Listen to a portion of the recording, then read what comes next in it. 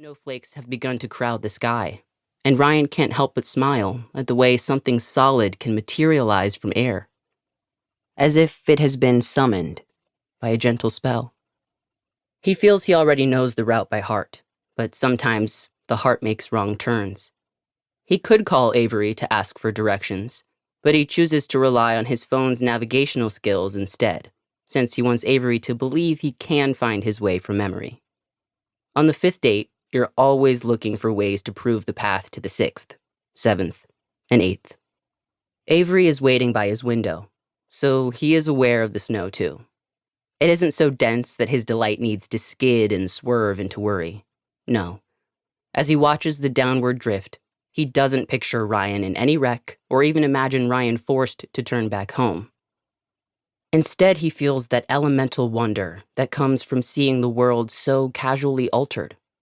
The transfixing sensation of watching something so intricately patternless fall. When Ryan's pickup appears within the snowfall, Avery's heart becomes the opposite of snowfall.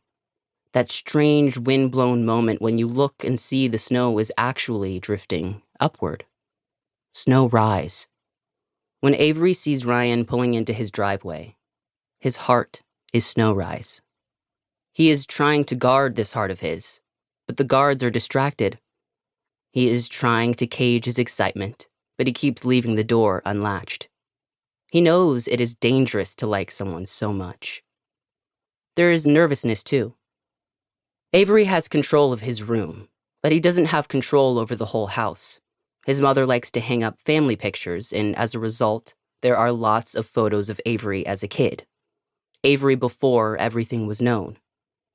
Avery before everything was understood. His mother had been very clear about this. It would hurt more to erase the past. Better, she said, to come to peace with it. There was no reason to hide it, no reason to disown the child Avery had been. Avery thought it was much more complicated than this.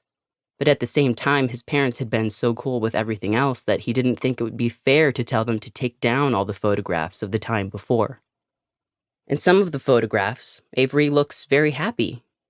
On some of those days, he was. On others, not as much. Only Avery has access to the feelings that lived underneath, even when he was just a kid. He certainly can't ask his parents to take down the photos now, just because Ryan is coming over. He knows it isn't worth it to try to curate his past, to try to present it to Ryan as if it had been otherwise. One of the most exciting and intimidating things about Ryan is the fact that Avery wants to tell him the truth. This is what they've recognized in each other. No pretending. They will talk to each other undisguised.